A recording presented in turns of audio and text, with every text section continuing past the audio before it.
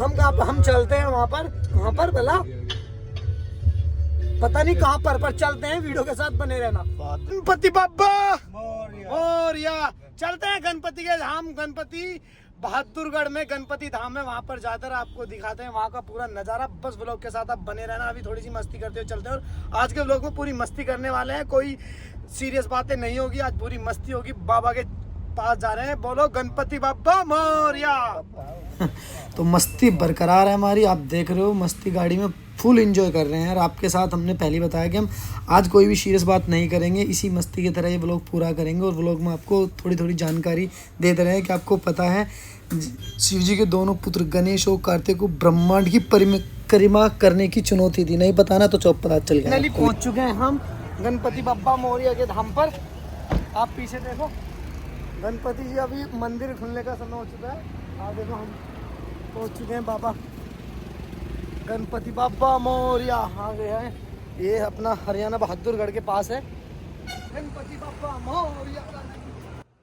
भाई मंदिर में कर लिया प्रवेश। वाओ अति सुंदर, कितनी सुंदर प्रतिमा बनी है। ये है 75 फुट ऊंची प्रतिमा है। ये आपको पता होगा या नहीं पता, मुझे नहीं पता, पर मैं आपको पूरी जानकारी इस ब्लॉग के जरिए देने वाला हूँ। जैसे कि सभी जानते हैं 10 दिन का त्यौहार चल रहा है गणेश चतुर्थी। मतलब अब ये 10 दिन पहले से ये शुरू हुआ था। अब लगभग 6 सितंबर 2025 को गणेश विसर्जन भी है। तो इससे पहले हम आए हैं बहादुरगढ़ स्थित गणपति बाबा मोरया के दर्शन करने के लिए। आपको पता नहीं होगा, ये जो आप प्रतिमा देख रहे हो दुनिया की दूसरी सबसे ऊंची प्रतिमाओं में से एक है। लगभग 75 फुट ऊंची है। 75 फुट ऊंची प्रतिमा अपनी विशाल प्रतिमा के नाम से जाना जाता है। यहाँ पर आपको पता होना चाहिए कि 11 क्विंटल लड्डू का भोग और 10,000 लोगों का भंडारा भी होता है। मैंने आपको भी बताया था कि समाज सेवी अशोक गुप्ता द्वारा यह निर्मित है, जो आप प्रतिमा देख रहे हो। और आपको पता है गणेश चतुर्थी की जो उत्पत्ति है प्राचीन ग्रंथों में भगवान शिव और देवी पार्वती पुत्र भगवान गणेश के जन्म का वर्णन करती है।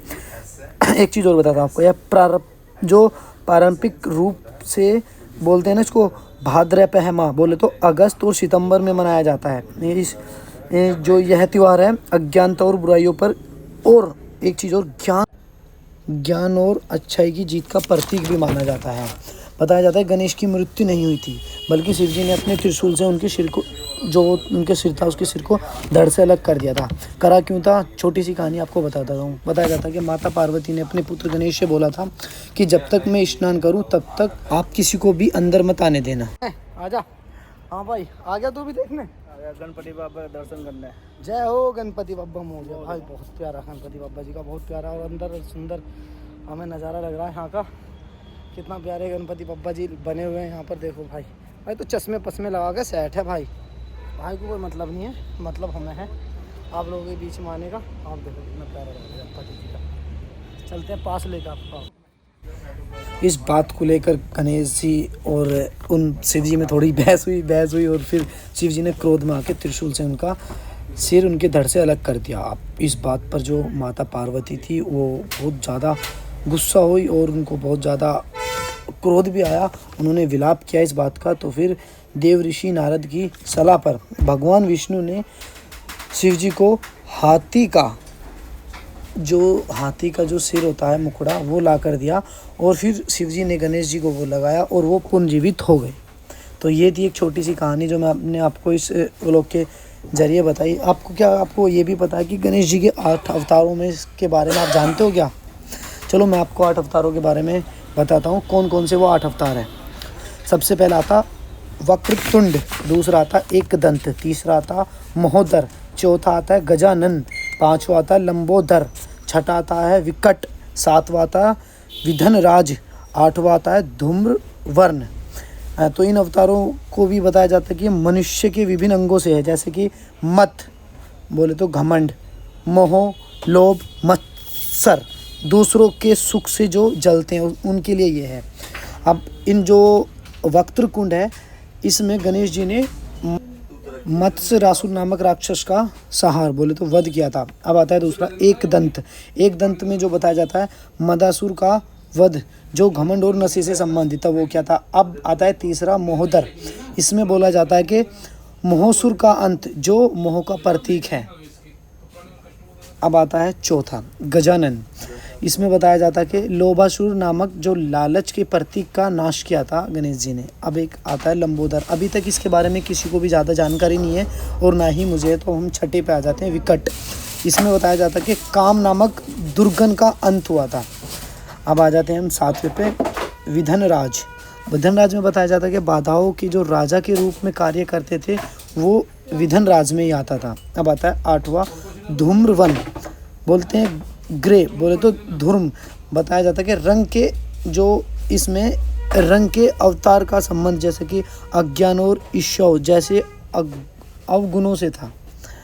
तो गणेश चतुर्थी की जो जानकारी हमारे पास थी वो हमने आपको दी। तो फिलहाल हम भी प्रसाद वगैरह ले लेते हैं। और यहाँ का जो पूरा व्लॉग था आपने देखा होगा, बहुत अच्छा मंदिर बना हुआ है बहादुरगढ़ में। और सबको पता है कि 2016 में गणपति जी की यहाँ पर मूर्ति स्थापित की गई थी, प्रतिमा स्थापित की थी।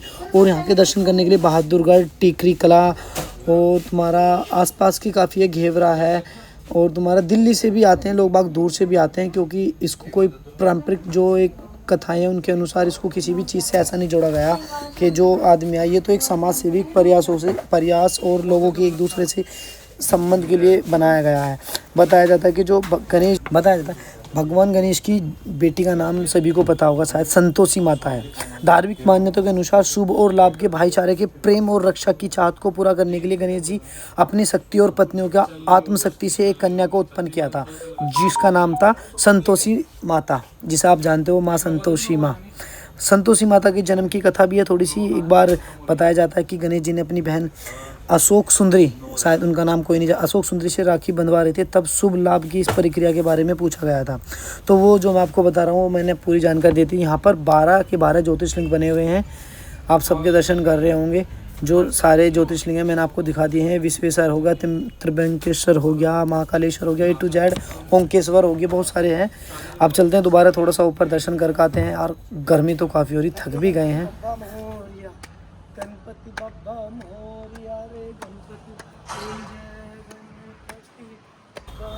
क्या आपको पता है गणेश पुराण के अनुसार भगवान गणेश ने महर्षि वेदव्यास के साथ मिलकर महाभारत का लेखन किया था?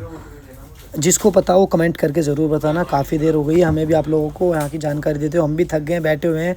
बाबा गणपति मौर्य को प्रणाम करते हैं और 6 सितंबर 2025 को फिर दोबारा से आपसे मिलते हैं। यहाँ पर ही आकर मिलेंगे क्योंकि यहाँ पर बहुत बड़ा भंडारा चलता है और 11 क्विंटल लड्डू का भोग भी होता है। चलो चलते हैं। कैसा लगा हमारा आपको व्लॉग ज़रूर कमेंट करके बताना नई वीडियो के साथ। और 6 तारीख से पहले आपको 6 सितंबर से पहले दोबारा एक नए व्लॉग के साथ मिलेंगे। यहाँ की पूरी व्लॉगिंग बना, तो आई होप आपको बहुत अच्छा लगा होगा मेरा व्लॉग। और हम चलते हैं घर नए व्लॉग के साथ, जल्दी फिर आपको मिलेंगे।